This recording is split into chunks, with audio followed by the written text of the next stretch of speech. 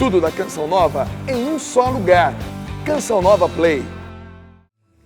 Eu convido você a pegar a sua Bíblia, a palavra de Deus nesse momento, para que a gente possa refletir, para que, inspirados pela palavra de Deus, que é luz para os nossos passos, nós possamos caminhar como famílias, famílias restauradas, famílias cuja a alegria é vivenciar a fé. Por isso a nossa pregação, família como berço da fé. Pegue a sua Bíblia em Mateus 7, versículo 21.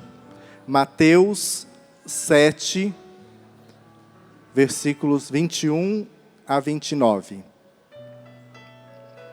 Onde nós vamos ouvir que é ali, a rocha, que é o Cristo, onde deve ser edificado a nossa casa, edificada a nossa família. Mateus 7, 21 a 29. Nem todo aquele que me diz Senhor, Senhor, entrará no reino dos céus, mas sim aquele que faz a vontade do meu Pai que está nos céus. Muitos me dirão naquele dia, Senhor, não pregamos nós em teu nome? E não foi em teu nome que expulsamos os demônios e fizemos muitos milagres? E no entanto eu lhes direi, nunca vos conheci. Retirai-vos de mim, operários maus. Aquele, pois, que ouve essas minhas palavras e as põe em prática, é semelhante a um homem prudente, que edificou a sua casa sobre a rocha. Caiu a chuva, vieram as enchentes, sopraram os ventos e investiram contra aquela casa. Ela, porém, não caiu, porque estava edificada na rocha. Mas aquele que ouve as minhas palavras e não as põe em prática, é semelhante a um homem insensato, que construiu a sua casa sobre a areia. Caiu a chuva, vieram as enchentes, sopraram os ventos e investiram contra aquela casa.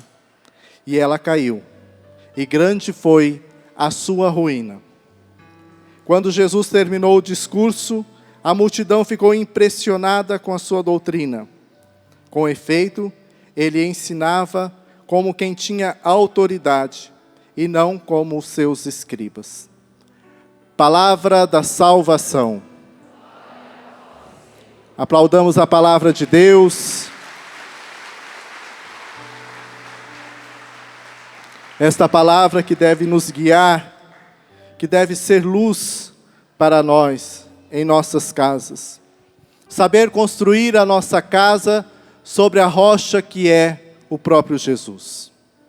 A rocha que nos dá a certeza de que nós devemos caminhar na luz do nosso Deus. Nós podemos dizer que toda a nossa vida é um processo. Ninguém nasce pronto. Todos nós, desde que nós somos concebidos, lá no seio de nossos pais, das nossas mães, somos gerados em Deus. E Deus tem um projeto para nós, um projeto que vai se alicerçando e vai se construindo à medida em que nós vamos brotando para a vida, vamos desabrochando para a vida. E assim também começam as famílias. Como que as famílias começam? As famílias começam, não é por um acaso. Começam por um desejo de Deus.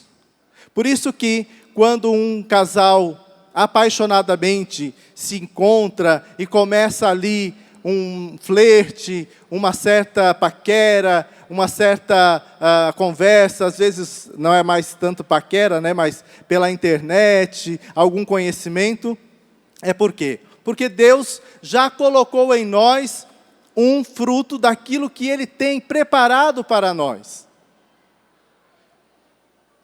É preciso que a gente possa compreender que nada na nossa vida acontece do acaso. Deus sempre tem um propósito para nós.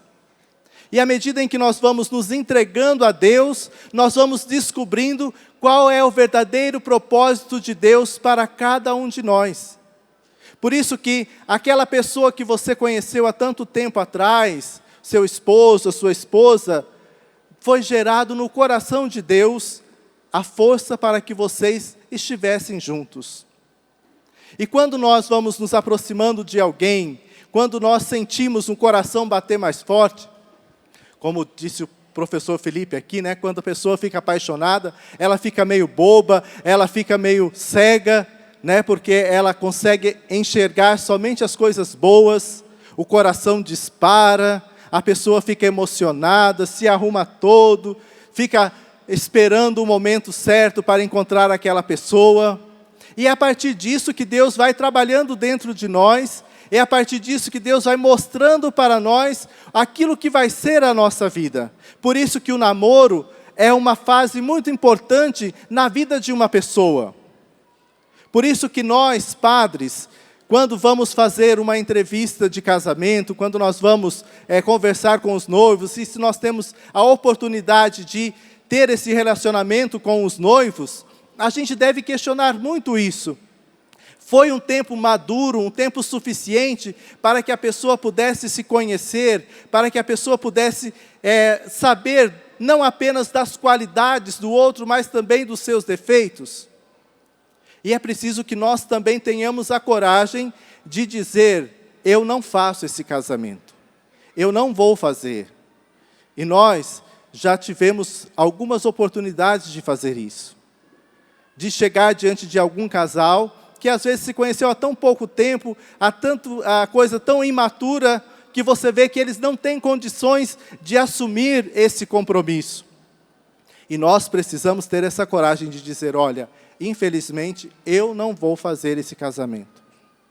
Eu não quero ser cúmplice desse momento. Então vai primeiro amadurecer, vai crescer na fé, para depois assumir esse sacramento, que é tão importante para nós, porque é a bênção de Deus. Porque é o momento em que a pessoa se coloca diante de Deus, assumindo esse compromisso. Por isso que a família é para nós um bem muito grande, um bem que deve ser cultivado todos os dias. Por isso que família é algo que nós devemos cultivar todos os dias. Nós devemos procurar viver aquilo que é o mais precioso para nós, que é o relacionamento humano diante do outro, nos colocarmos inteiros diante do outro. E por isso que marido e mulher precisam ter coragem de viver isso dentro dos seus lares. De viver uma forma onde cada um possa completar o outro, onde cada um possa dar o melhor para o outro. Quando nós falamos assim, vocês talvez já devem ter ouvido falar: eu encontrei a minha cara metade. Já ouviram falar? O que é isso? Significa que eu encontrei a minha metade mais querida, a mais cara, mais preciosa, eu encontrei na outra pessoa. Por isso que o outro tem o dever de me completar. E eu também tenho o dever de completar o outro. É bobagem a gente dizer assim: por que você vai casar? É porque eu quero fazer o outro feliz.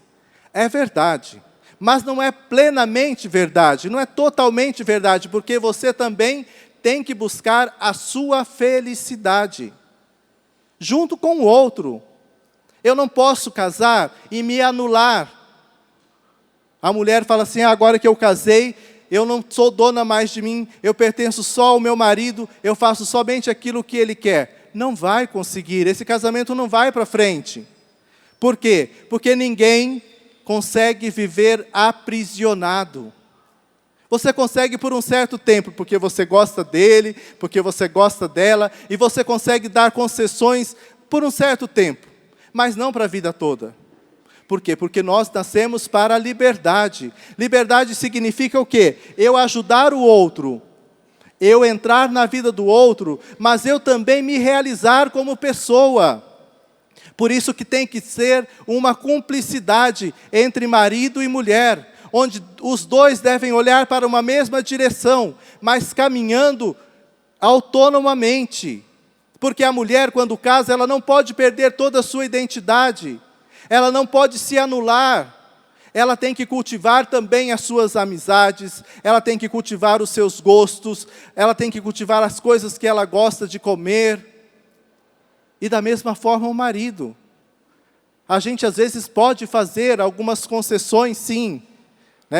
Eu não gosto de futebol, por exemplo, a mulher. Mas eu sei que vai ter um time muito bom que vai jogar lá naquela cidade, na minha cidade. E o meu marido gosta muito. E eu vou com ele lá, não vou entender nada. Eu só vou ver um monte de gente correndo atrás de uma bola para lá e para cá. Não entendo nada. Mas eu faço essa concessão, eu vou com ele. Eu partilho com ele. Mas ele também precisa fazer a concessão. Ele também precisa, às vezes, fazer algumas coisas que, às vezes, a gente não gosta de fazer. É assim na convivência humana, senão não dá certo. Senão a coisa não funciona. Quando a gente quer fazer somente a vontade da gente, e a gente obriga o outro a fazer para que a gente seja feliz, a gente vai escravizando a pessoa. A gente vai oprimindo a pessoa. Por que que nós temos um ditado muito bonito, não sei se bonito, mas pelo menos muito falado por aí, que fala assim, aquelas viúvas alegres. Já ouviram falar das viúvas alegres? Por quê? Porque enquanto estavam casadas, eram oprimidas pelo marido. Tinham que fazer tudo, não podia nem dar risada direito. O marido morreu hoje, ela até derrama umas lagrimazinhas lá no velório, mas daqui a pouquinho está a viúva alegre. Está indo no bailão, está indo fazer não sei o quê, está visitando, está passeando, já é do grupo de não sei aonde. Por quê? Porque a pessoa parece que se libertou. Ela até fala assim, meu Deus, eu cumpri a minha missão. Enterrei ele direitinho. Por quê? Porque muitas vezes a pessoa viveu oprimida a vida toda. E isso, nos tempos antigos até acontecia, já não acontece mais. Porém, é preciso que ambos estejam maduros para a convivência. Que ambos estejam maduros para levar adiante esse projeto, que é um projeto de amor, que é um projeto de felicidade, não só para o outro, mas para ambos. Por isso que nós temos que ter a coragem de, às vezes, renunciar a algumas coisas em nome do amor à outra pessoa. Ajudar o outro a ser melhor. Ajudar o outro a fazer as coisas que ele gosta. Às vezes eu não gosto de ir lá num rodeio, mas eu vou. Por quê? Porque eu amo o meu marido e ele gosta de rodeio, gosta de toreada, gosta de ver os chifrudos, e eu vou lá para ver os touros junto com ele. Mas ele precisa também fazer, às vezes, aquilo que eu gosto, para que ambos sejam felizes. E é assim que nós vamos crescendo como pessoas, é assim que nós vamos nos amadurecendo como família. E vamos aos poucos nos preparando para abrir o nosso coração, para acolher aquilo que Deus tem preparado para nós, que são os filhos, que são a dádiva por excelência de Deus para nós. Eu, graças a Deus, tenho acompanhado, como agora não trabalho mais em paróquia, trabalho na comunidade, então tenho acompanhado muitos casais que me convidam para celebrar o matrimônio. E eu, graças a Deus, conheço esses casais, porque quando a gente está na paróquia, nem sempre a gente consegue conhecer todo mundo. Mas como eu agora não estou, então, geralmente eu conheço quem eu faço o casamento.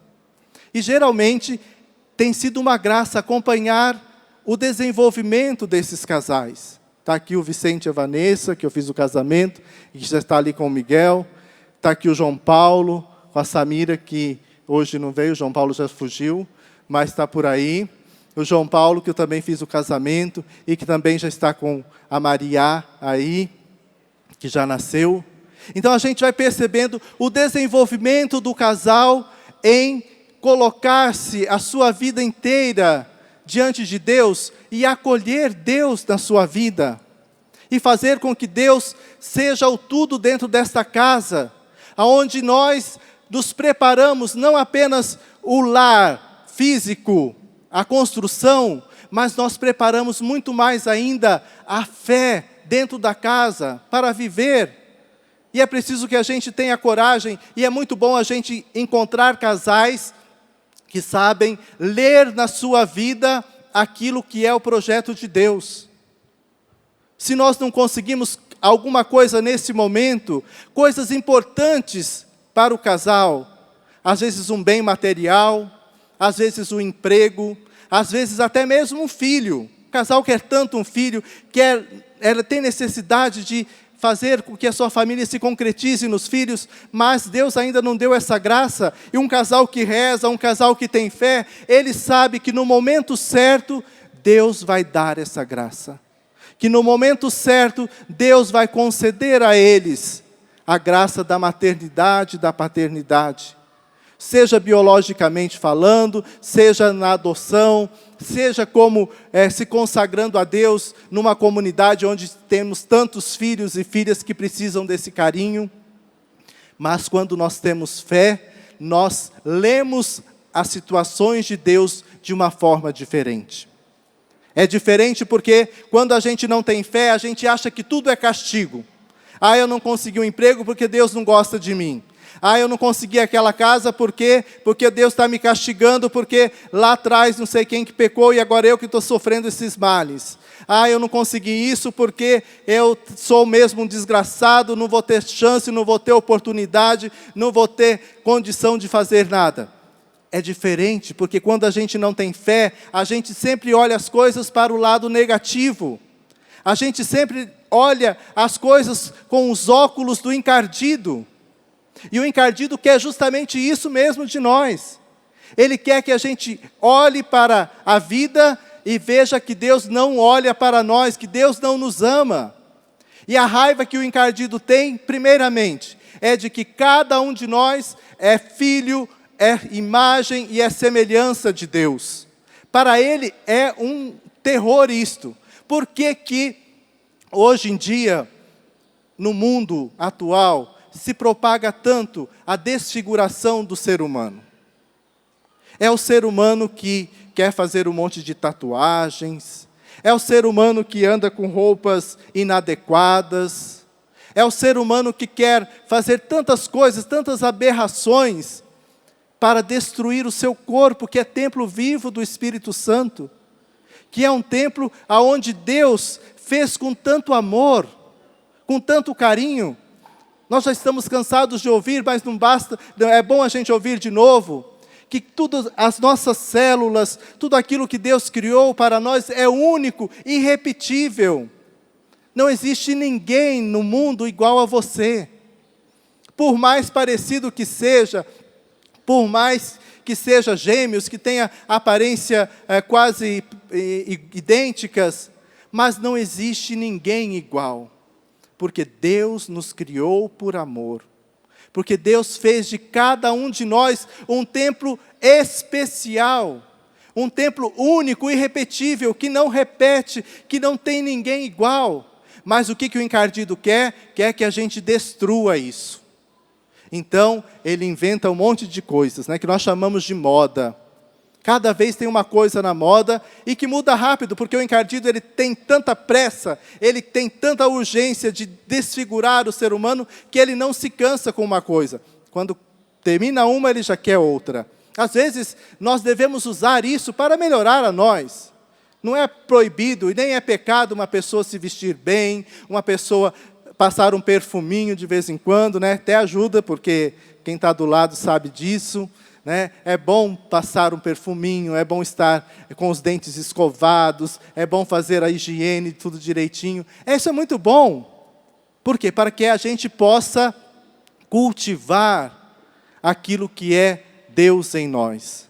Mas é preciso que a gente também tenha cuidado, porque existe uma linha muito fina entre uma coisa e outra, que o encardido usa para nos desviar do caminho de Deus. É desfigurar a nós. É fazer de nós, às vezes, um fantoche.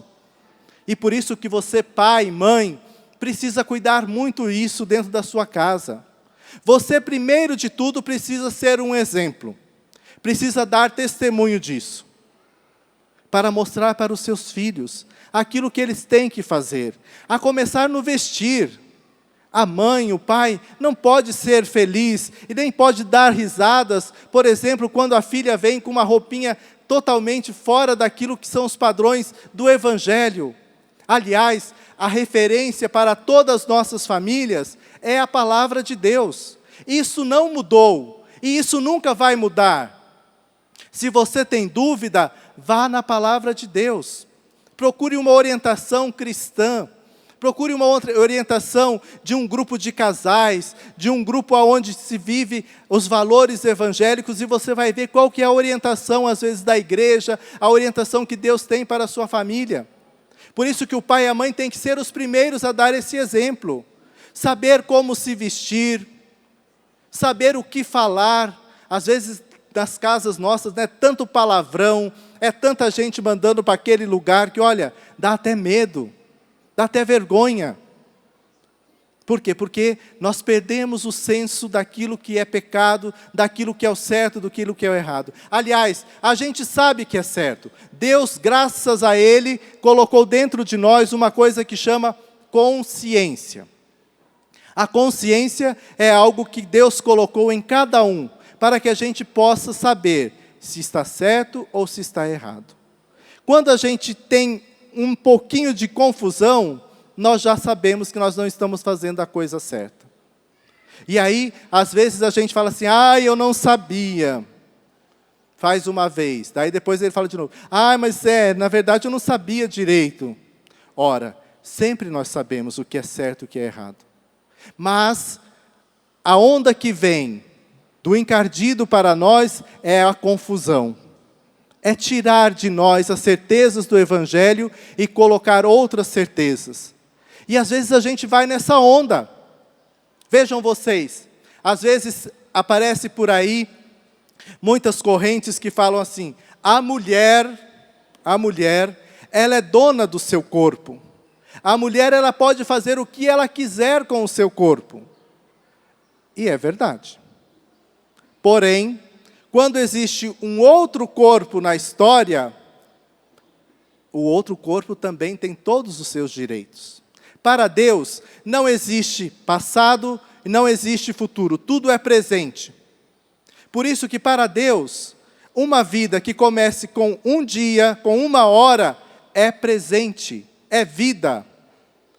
A vida até os 14 dias, até não sei quantos meses, a mulher pode colocar o filho para fora, ela pode abortar, porque ainda não é vida. Para Deus não existe isso, para Deus é vida.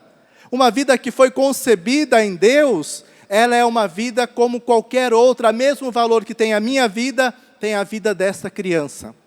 E aí, às vezes, a gente vai nessa onda. E a gente fala assim, é verdade, não, devia liberar mesmo, né? Porque a mulher, ela pode fazer o que ela quiser. Ela pode... Gente, é uma tristeza.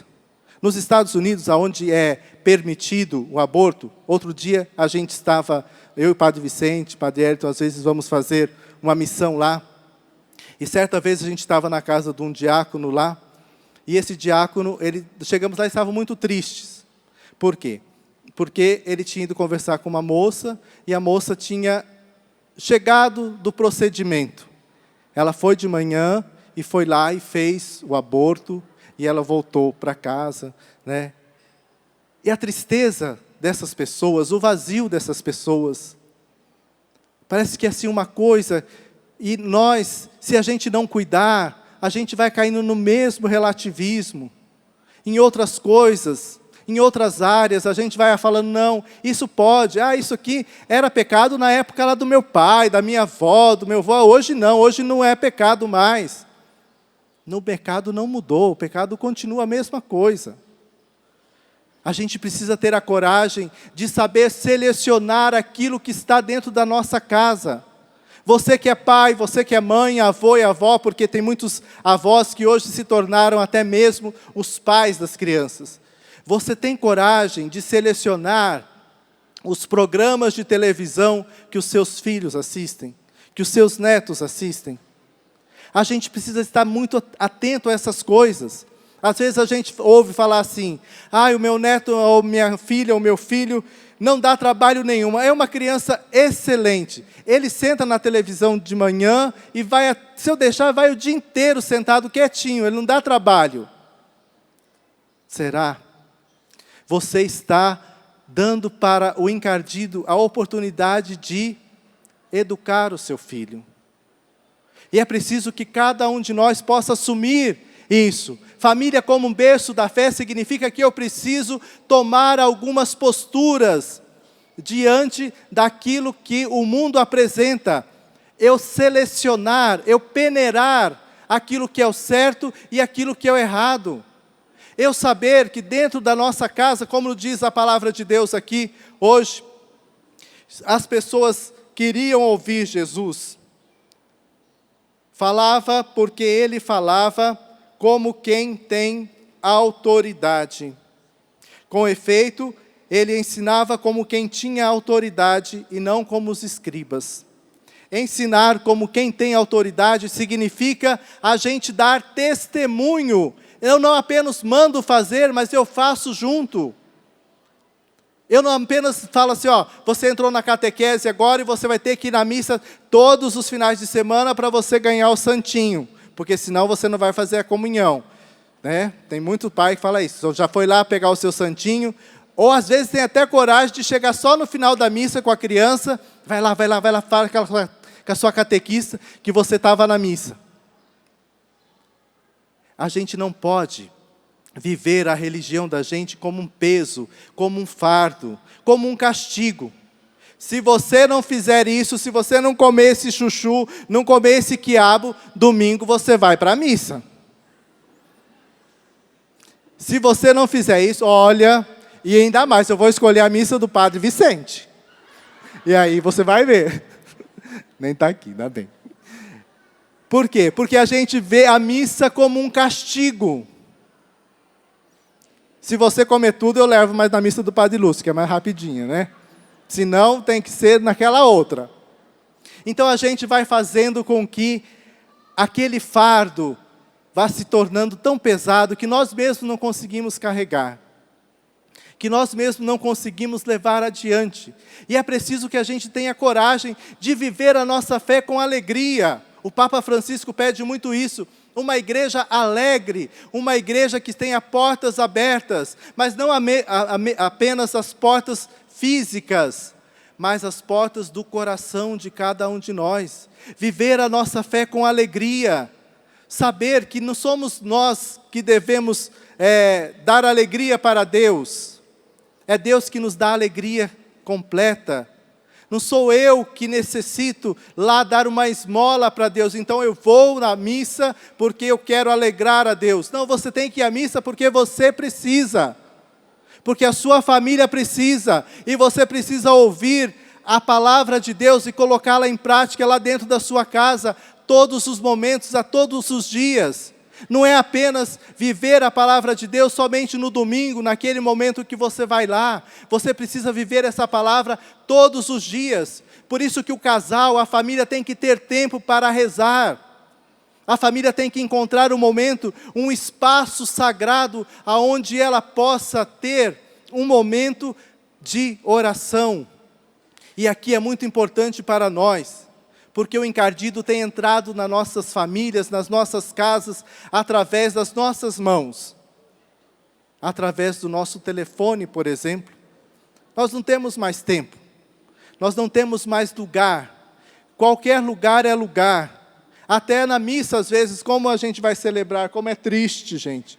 A gente está lá e daqui a pouquinho toca um celular lá, toca um outro lá, a pessoa sai assim, pegando, a outra começa a procurar dentro da bolsa, apavorada para desligar o celular, e não consegue desligar, e não consegue fazer nada, aí já cai a bolsa, já cai não sei o quê, e atrapalha tudo. Aí o padre se faz de bobo, né?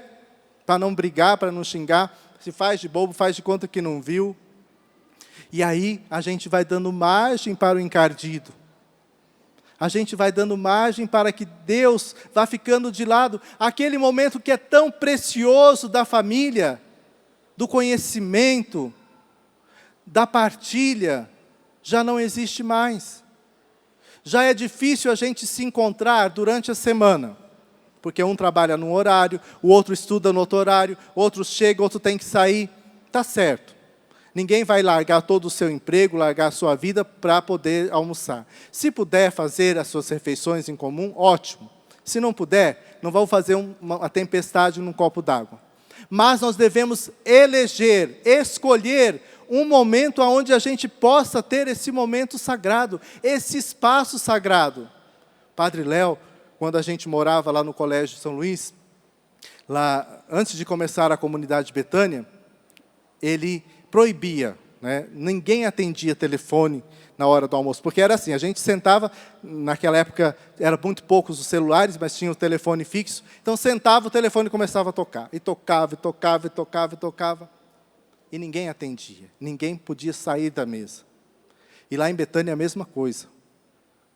Ninguém pode levantar antes de dar o glória. Por quê? A pessoa fala assim, mas quando a pessoa chega, né, lá como filho, no momento ela já não consegue ficar muito tempo sentada, porque ela não tinha costume. Mas depois a pessoa vai vendo que é bom sentar, que é bom ouvir, que é bom conversar, que é bom jogar um pouco de conversa fora. E você tem que escolher, eleger um momento para a sua família ter esse momento. Seja no domingo, no sábado, na folga sua, do seu esposo, vocês desligarem tudo, fazer essa experiência. Ninguém vai morrer por causa disso, não. E se morrer, a notícia vai chegar depois. Pode ficar tranquilo, que ninguém vai ser enterrado sem você saber. Deixa o celular desligado, os computadores, a televisão, e crie um espaço onde vocês possam sentar, onde vocês possam conversar. Talvez no início vai ser meio difícil, né? Às vezes a gente mora tanto tempo com uma pessoa, e já faz tanto tempo que a gente não conversa mais com essa pessoa, que a gente não tem mais contato com essa pessoa, porque até para falar com ela a gente manda uma mensagem. Mas depois a gente vai percebendo o quanto é importante para nós, o quanto é importante a gente ser ouvido, o quanto é importante a gente ter a atenção do outro inteira para nós. Quando a gente vai conversar com alguém, como é triste, gente, a gente conversando com a pessoa e a pessoa está ali. Você sabe que ela está assim, mas ela está olhando de rabo de olho no celular, ela está prestando atenção em outra coisa, e você fala, é isso mesmo. Né? Mas ela não está nem sabendo o que você está falando. Sim, sim. Você falou um A, ela está respondendo B, ela não está nem aí. Então, hoje, nós temos necessidade de encontros verdadeiros com as pessoas, de saber que o outro está ali por inteiro. Não é um caminho fácil. A vivência da fé dentro da família não existe mágica e nem existe atalho. Aliás, o Padre Léo nos ensinou muito que nós não devemos criar atalhos. Lá em Betânia, nós temos muitos caminhos. Se faz lá os caminhos e a gente diz assim, é proibido pisar na grama, de cortar os caminhos, porque na vida não tem atalhos.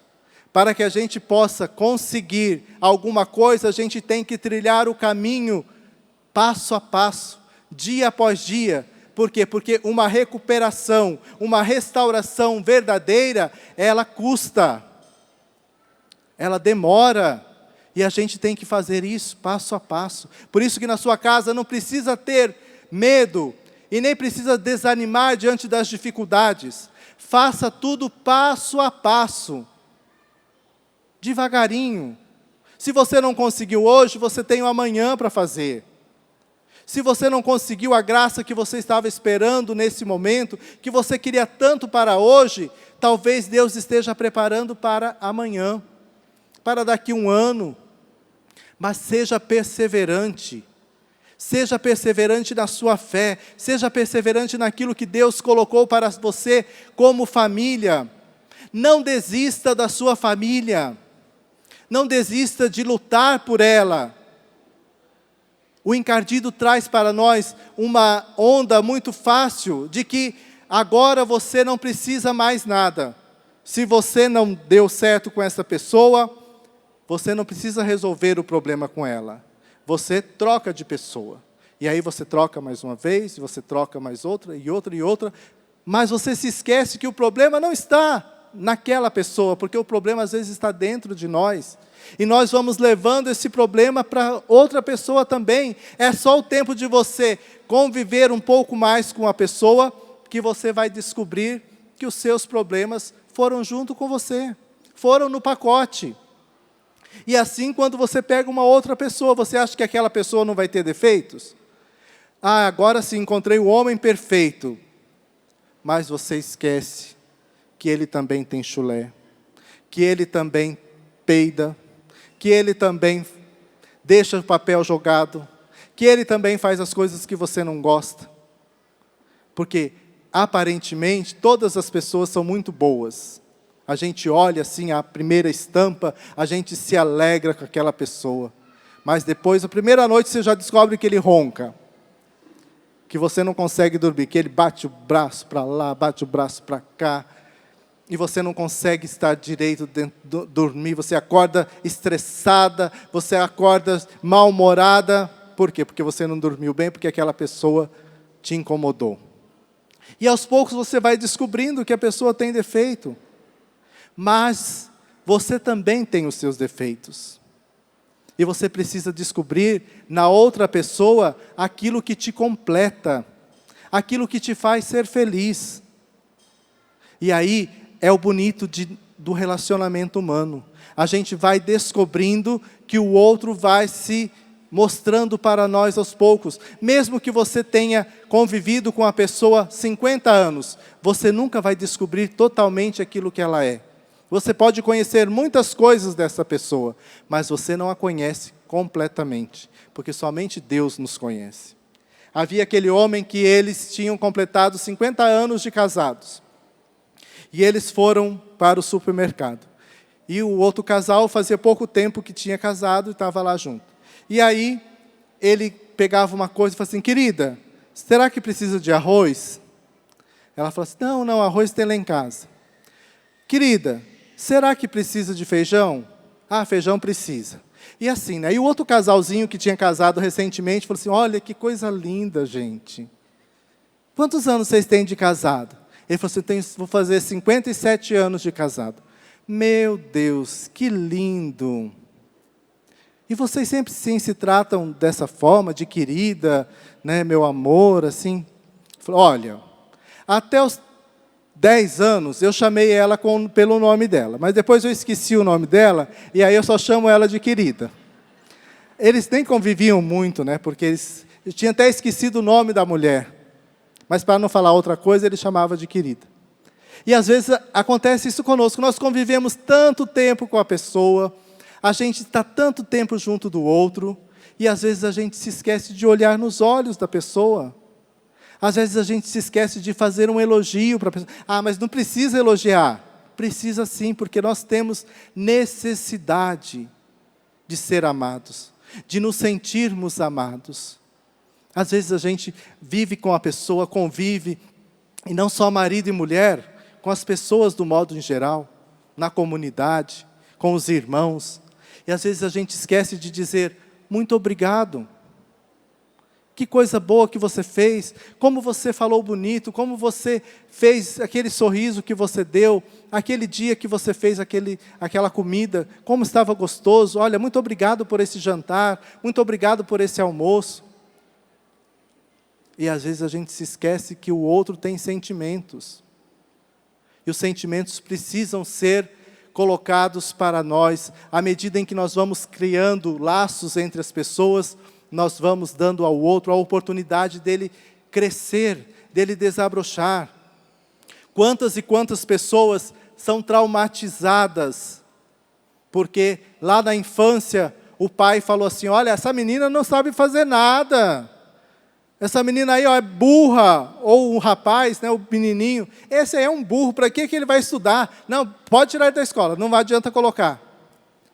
E aí, às vezes, a pessoa colocou isso na cabeça e ela vive com isso a vida toda.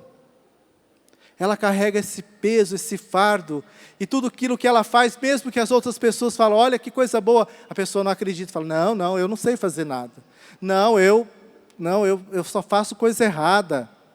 E você não é essa pessoa fracassada. Você não é esse fracasso.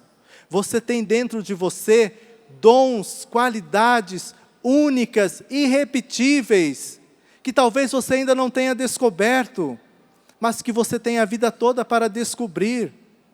Que você tem a vida toda para você mostrar, não apenas para as pessoas, mas para você mesmo, que Deus colocou dentro de você uma pérola preciosa, que é a sua vida, que é preciso ser cultivada. Por isso que você, meu irmão, minha irmã que está aqui, se você sofreu alguma coisa na sua infância, de alguém que te falou coisas ruins, jogue isso fora, renuncie a isto. Você tem jeito, e isso nós somos testemunhas lá dentro de casa, lá em Betânia, de pessoas que chegam destruídas, de pessoas que chegam quase sem forças e sem aparência humana, destruídas, mas quando você dá uma oportunidade, quando você dá uma chance para a pessoa começa a se redescobrir. Ela começa a descobrir as qualidades que ela tem. Por isso que cada um de vocês aqui tem muitos dons e muitas qualidades que Deus colocou dentro de você. Por isso eu queria que você repetisse comigo. Meu Deus, quero te agradecer pelo grande dom que eu sou. Obrigado, Senhor, pela pessoa maravilhosa que eu sou. Obrigado, Senhor, porque eu tenho muitos dons, muitos talentos. Obrigado, Senhor, porque Tu me colocaste dentro de uma família, e eu sou uma riqueza dentro desta família.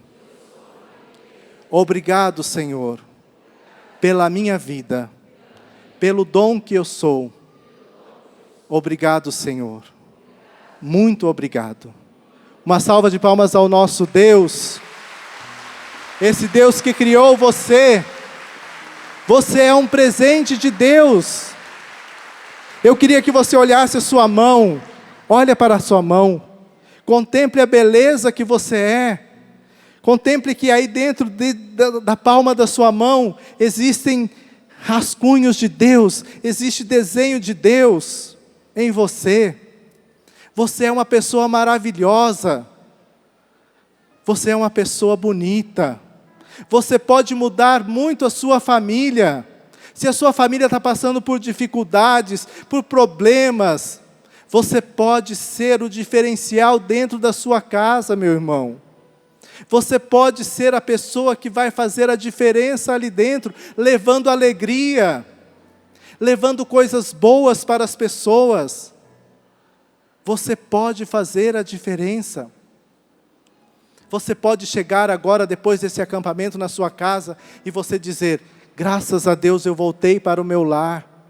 Graças a Deus eu tenho a oportunidade de estar com aquelas pessoas que Deus colocou na minha vida. Não são pessoas perfeitas. Ninguém é perfeito, gente. Se você pensa que na família do outro não existe problema, vai comer um saco de sal lá na casa dele. E você vai ver que lá existem muitos problemas. Lá você vai ver que aquela família também não é perfeita. Não existe família perfeita. Existe a sua família.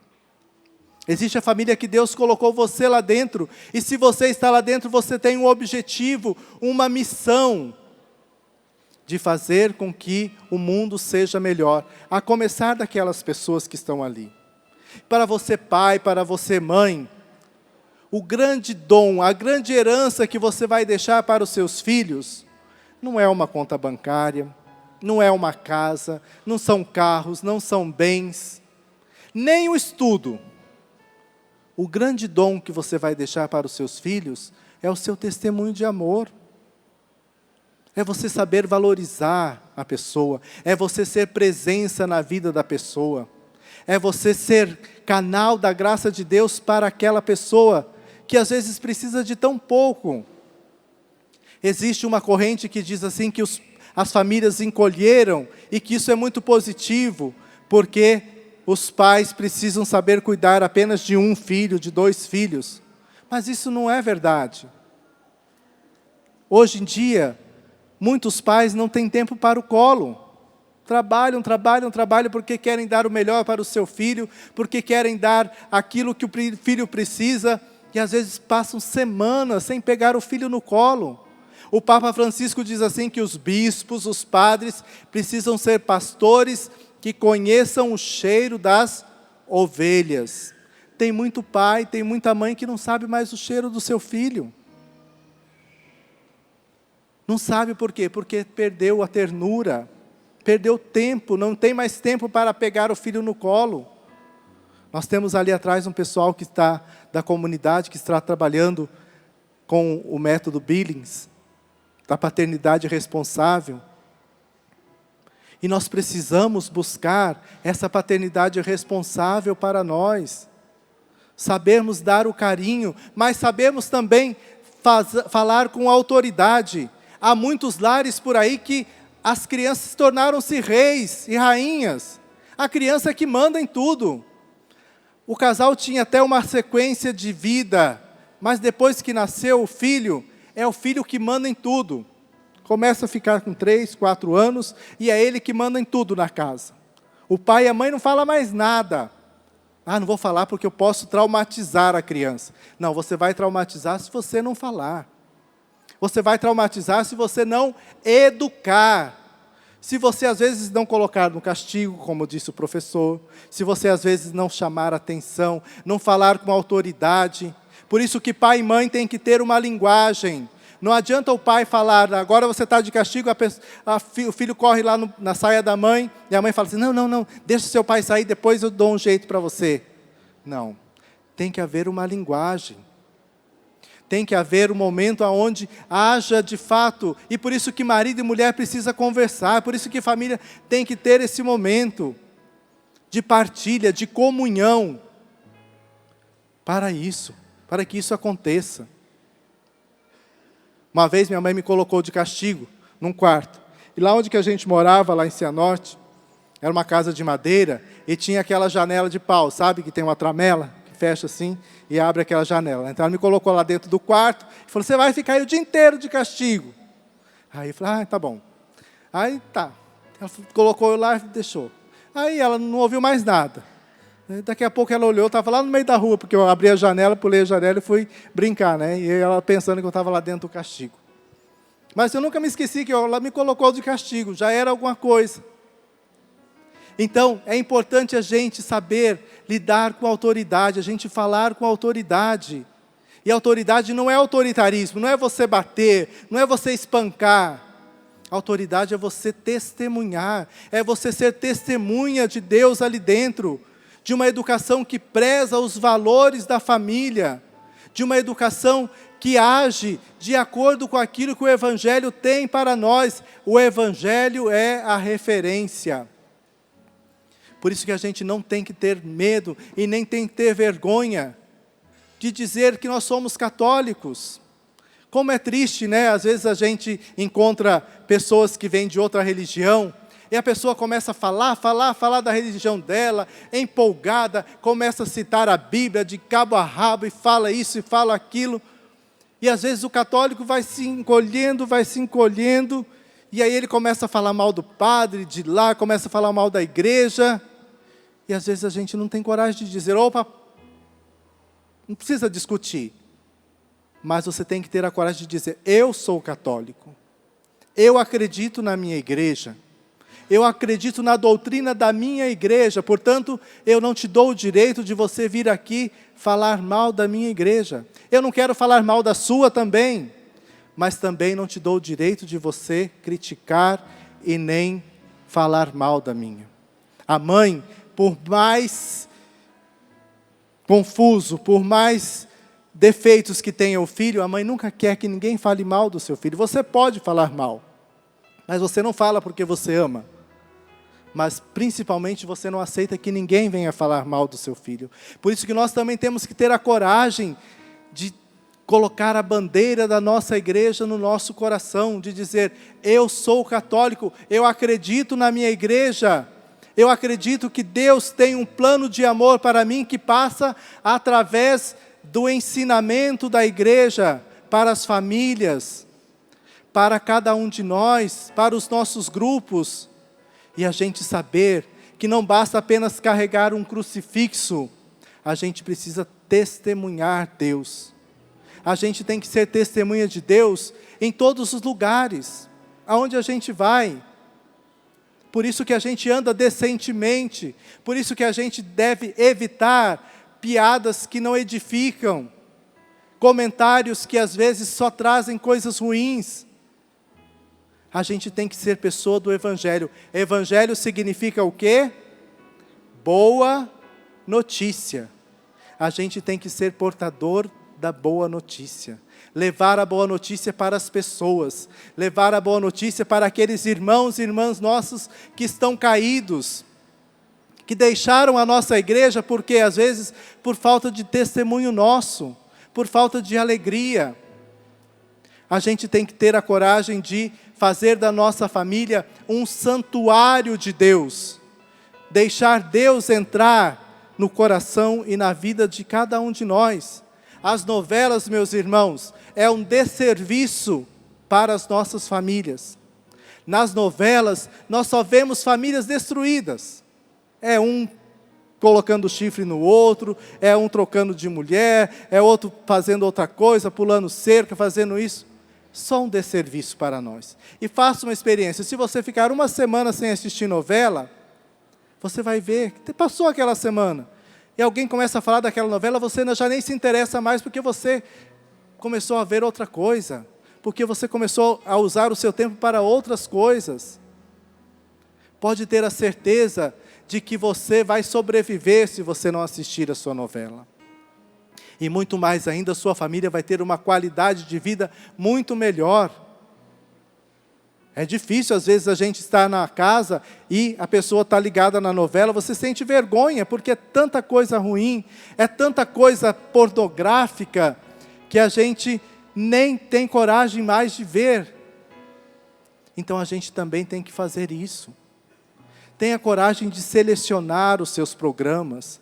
Tenha coragem de fazer da sua casa um santuário de vida. Pode ter a certeza de que você não vai passar vergonha.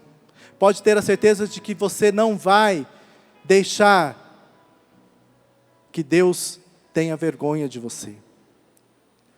Por isso eu queria que você se colocasse agora diante de Deus. Que você fechasse os seus olhos. E que você pensasse agora na sua família. E que você agradecesse muito a família que Deus colocou na sua vida. Onde Deus colocou você. Ali é o berço da sua fé. Se você teve um berço mesmo, físico, lembre-se desse berço. Ou a sua caminha de infância. Lembre-se lá naquele momento, lá naquela sua infância, quando você foi cuidado pela sua mãe, pelo seu pai, talvez pela sua avó. Aquela primeira caminha, ali onde você recebeu o fundamento da sua fé. E agradeça a Deus, porque Deus te colocou dentro desta família. Se você pudesse se abraçar, assim, abrace você mesmo. E sinta o abraço do seu pai, o abraço da sua mãe. Talvez eles já estejam até falecidos. Mas eu tenho certeza que na sua memória afetiva, você cultiva esse momento. Que na sua memória você cultiva o abraço de Deus, que foi derramado no seu coração, pelo seu pai, pela sua mãe. Hoje, você tem tempo para pensar. Não sabemos do amanhã, quanto tempo temos. Sabemos que hoje Deus te abraça. Sabemos que hoje Deus tem um recado especial para você amar mais, para você ser mais de Deus, na sua família, com o coração cheio de Deus. Essa é uma canção de amor. Veja onde está o seu coração. coloque-o na palma da mão. É preciso ofertar o amor mais sincero, o sorriso mais puro e o olhar mais fraterno. O mundo precisa saber a verdade. Passado não volta, futuro não temos, e hoje não acabou. Por isso ame mais, abrace mais, pois não sabemos quanto tempo temos pra respirar.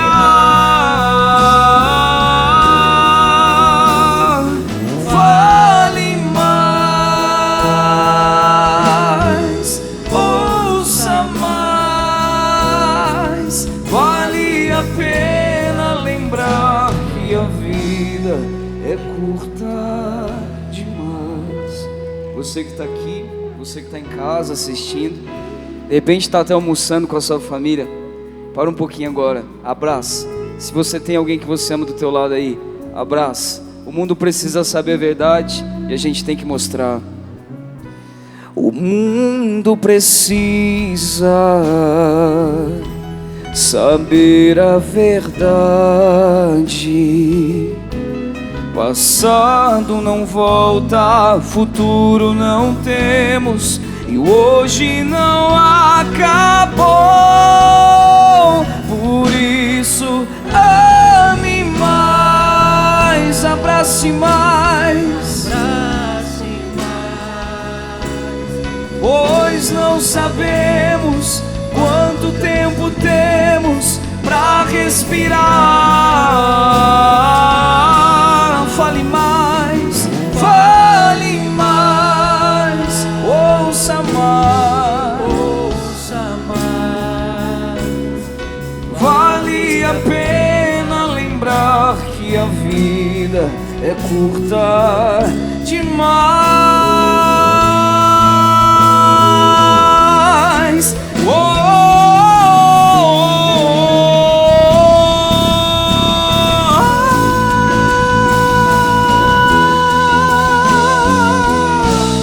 Por isso, solta a sua voz. Vamos ficar de pé, isso. Pois não sabemos quanto tempo temos pra respirar. Fale mais, ouça mais, vale a pena lembrar que a vida é curta demais. Sabe, Padre, o Padre falou uma coisa que eu acho que está faltando nas nossas famílias. Muitas coisas estão faltando, não é verdade? Mas acho que uma das coisas que realmente fazem a diferença no nosso dia a dia, que muitas vezes é tão difícil. Fala aí, quem é que trabalha todo dia e tem tantos problemas talvez para enfrentar toda semana? Pois é, não precisa nem levantar a mão, todo mundo tem, eu sei. Agora, o que falta um pouquinho nas nossas famílias e faz muita diferença no nosso dia a dia, sabe o que é? O Padre falou, a alegria. A alegria que vem de Deus. Quando a gente chega num lugar, a gente tem que somar, não é verdade? Quando a gente chega em casa, não pode ser diferente. A gente não pode ser legal com quem a gente nunca viu na vida, com quem a gente conhece no trabalho, e ser totalmente indiferente com quem está dentro da nossa casa. A gente tem que somar lá fora, mas tem que somar dentro também. Tem que trazer para dentro de casa o que a gente leva muitas vezes para fora. A gente tem o costume de amar e abraçar e beijar e conversar com muita alegria com quem a gente viu pela primeira vez. E a gente vive há 10, 20, 30, 40 anos com a mesma pessoa e não é capaz de trazer um sorriso para dentro de casa. Por isso a alegria cura, a alegria transforma.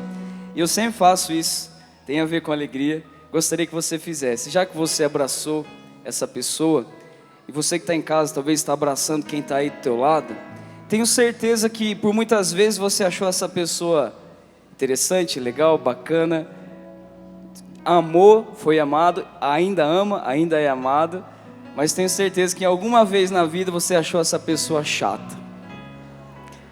Então quero dizer para você que está abraçando um chato agora aí do seu lado. Ué, Padre, vem aqui. Inclusive, gente, gostaria de dizer, presta aqui, que o Padre Lúcio é chato demais, mas tá, isso, chega aqui. Agora, alegria, fala aí, Betânia não é cara do Padre Léo, o Padre Léo não é cara da alegria? Vou dar uma salva de palmas para ele.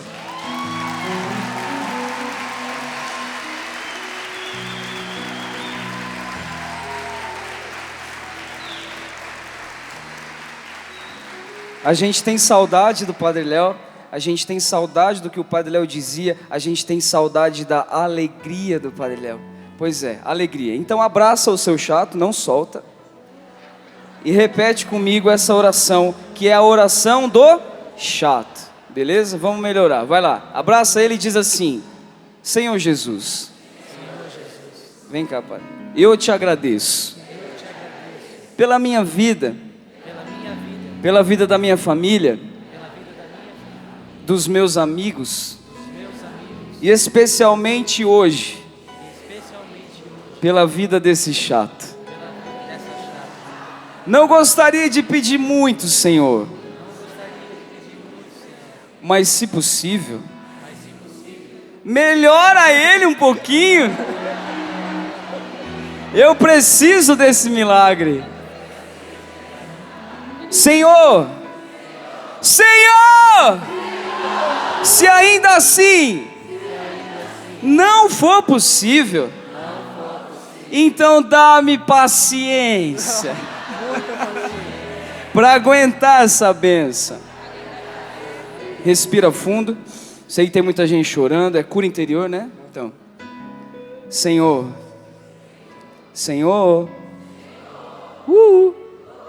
já ia me esquecendo.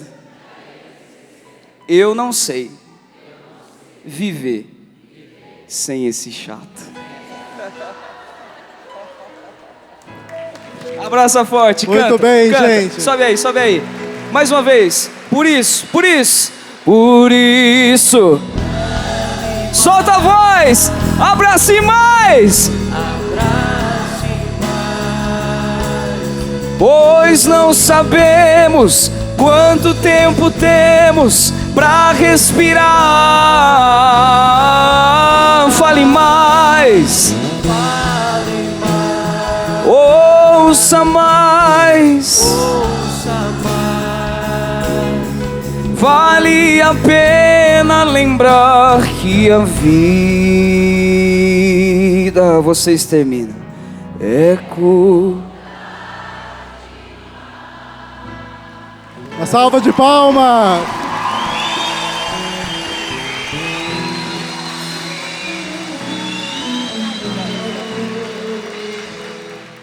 Tudo da Canção Nova em um só lugar. Canção Nova Play.